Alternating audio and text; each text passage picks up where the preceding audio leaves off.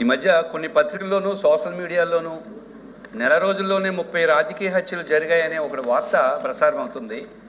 ఇది ఎంతవరకు నిజం? దాంట్లో అవాస్తవాలు ఏంటి?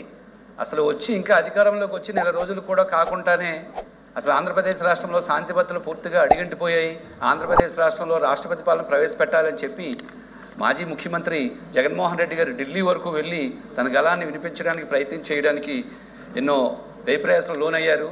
ఈ విషయంపై ఆంధ్రప్రదేశ్ రాష్ట్ర ప్రజలందరికీ వాస్తవాలు చెప్పాల్సిన అవసరం గౌరవ మంత్రివర్యులకు ఉందని నాకు అనిపిస్తుంది. అధ్యక్ష, మీ ద్వారా నేను కోరేది ఏంటంటే, ఈ ఎవరి మీద ఏ 36 మంది మీద రాజకీయ హత్యలు జరిగాయి, అసలు ఆ 36 మంది పేర్లు ఏమైనా జగన్మోహన్ రెడ్డి గారు ప్రభుత్వానికి కానీ హోంమంత్రికి కానీ ఇవ్వడం జరిగిందా? ఒకవేళ ఇస్తే ప్రజలకి మీ ద్వారా మంత్రివర్యులు తెలియజేయాలని, దీనిపై అవాస్తవాలు ఏంటో రాష్ట్ర ప్రజలందరికీ తెలియజేయాలని మీ ద్వారా కోరుకుంటున్నాను అధ్యక్ష. Thank you. అధ్యక్ష, ఈరోజు గౌరవ సభ్యులు క్వశ్చన్ అడిగారు అధ్యక్ష.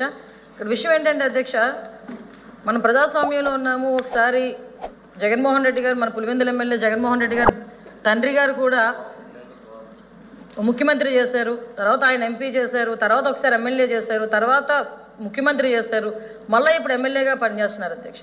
అయితే నేను ఏమంటాను అధ్యక్ష, ఇంత రాజకీయ నేపథ్యం ఉన్న మనిషి, ఇంత రాజకీయ నేపథ్యం ఉన్న కుటుంబం నుంచి వచ్చిన మనిషి ఒక గవర్నమెంట్ మీద ఆరోపణ చేసేటప్పుడు దానికి ఒక నిబద్ధత ఉండాలి, దానికి ఒక సార్థకత ఉండాలి, ఏదైనా దానిలో ఒక నిజం ఉండాలి అన్న మినిమం కామన్ సెన్స్ లేకుండా బిహేవ్ చేయడం అనేది నిజంగా ఈరోజు మనం దురదృష్టం కింద భావించాలి అధ్యక్ష. ఎందుకనంటే ఈరోజు రాజకీయాలు ఉంటాయి, రాజకీయాలు తర్వాత పోతే తర్వాత విషయం అధ్యక్ష.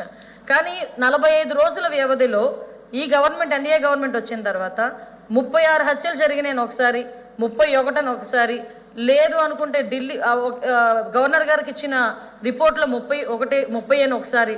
అంటే ఒక్కొక్క దగ్గర ఒక్కొక్క స్టేట్మెంట్లు ఇచ్చుకొని జనాల్ని కన్ఫ్యూజ్ చేస్తున్నారా, ఆయన కన్ఫ్యూజ్ అవుతున్నారా, ఆయన ఏమైనా తాపత్రయపడుతున్నారా? అంటే ఎంత తొందరగా 36 హత్యలు జరిగినాయని నేషనల్ మీడియా అడిగిన తర్వాత ఢిల్లీలో ఉన్నప్పుడు ఆ 36కి సంబంధించిన లిస్ట్ ఇవ్వండి అని చెప్పి అక్కడ మీడియా వాళ్ళు అడిగితే ప్రశ్నకి దాటేసేసారు, ఆన్సర్ చేయకుండా పక్కకి వెళ్ళిపోయారు. ఏమేనంటే రెడ్ బుక్ చూపిస్తారు. విషయం ఏంటంటే 36 కేసులు ఉన్నాయని చెప్పి, 36 కేసులు ఒకటే కదా అధ్యక్ష, ఇందాక గౌరవ సభ్యులు చెప్పినట్టుగా సుమారుగా ఒక 500 పైగా దాడులు జరిగినాయి, 1000కి పైగా ఆస్తులను ధ్వంసం చేశారు అని చెప్పి ఫిగర్లతో సైతం ఇన్ని రకాలుగా ఆయన మాట్లాడిన తర్వాత నాకు అర్థమైంది ఏంటంటే, ఆయనకు ఒక్కొక్కసారి అధ్యక్ష ఆయన ఆలోచన ఎలా ఉంటుందంటే, పాత ఆయన చేసినవన్నీ ఇప్పుడు జరిగినాయి అన్న అపోహలో ఉన్నారో ఏంటో నాకైతే అర్థం కావట్లేదు అధ్యక్ష. నేను చాలా క్లియర్గా నిన్న హౌస్లోని క్వశ్చన్ అవర్లో ఇదే క్వశ్చన్ ఒక అసెంబ్లీలో సభ్యులు అడిగినప్పుడు ఇదే క్వశ్చన్కి సమాధానం చెప్పాను. ఈ రోజు ఇక్కడ సమాధానం చెప్పడానికి నేను రెడీగా ఇక్కడికి వచ్చున్నాను. నిన్న కూడా వైట్ పేపర్ రిలీజ్లో గౌరవ ముఖ్యమంత్రి గారు కూడా అక్కడ అసెంబ్లీలోని ఇక్కడ కౌన్సిల్లో నేను కూడా క్లియర్గా మాట్లాడున్నాం.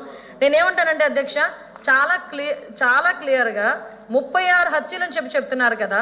గవర్నర్ గారికి మీరు 31 రాశారనుకోండి, పోనీ 31 దాని మీదే మేము ఆగుతాం. ఆ 31 మంది ఎవరున్నారు, ఏ ప్లేస్లో ఎవరు చంపారు, పోనీ ఎవరు చచ్చిపోయారో మీ నాయకులు ఒకసారి మాకు లిస్ట్ ఇవ్వండి. అవి రాజకీయ హత్యలని మాట్లాడుతున్నారు కదా, ఆ లిస్ట్ ఇవ్వండి, మేము దాని మీద చర్యలు తీసుకుంటామని చెప్పి స్ట్రైట్ అవే హోమ్ డిపార్ట్మెంట్ తరఫున నేను అక్కడ చంద్రబాబు నాయుడు గారు గవర్నమెంట్ తరఫున మేమందరం సిద్ధంగా ఉన్నామంటే ఈ రోజుకి ఎందుకు అధ్యక్ష నేమ్స్ ఇవ్వలేకపోతున్నారు?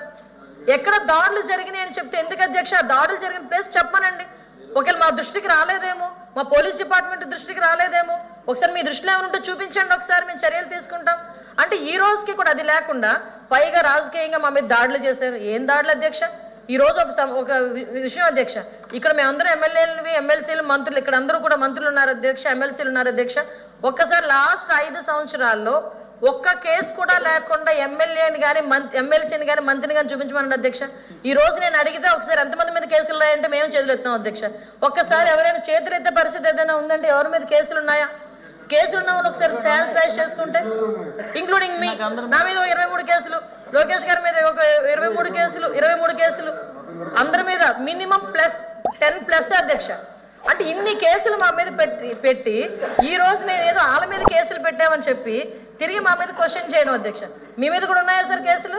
వాళ్ళ మీద కూడా ఉన్నాయి అధ్యక్ష. అంటే ఓవరాల్గా ఇక్కడ కూర్చొని మేడం గారు కూడా ఒకసారి ప్రతిపక్షాలకి అంటే జగన్మోహన్ రెడ్డి అధికారంలో అటువైపు వెళ్తే ఆటోమేటిక్గా వస్తాయి అధ్యక్ష.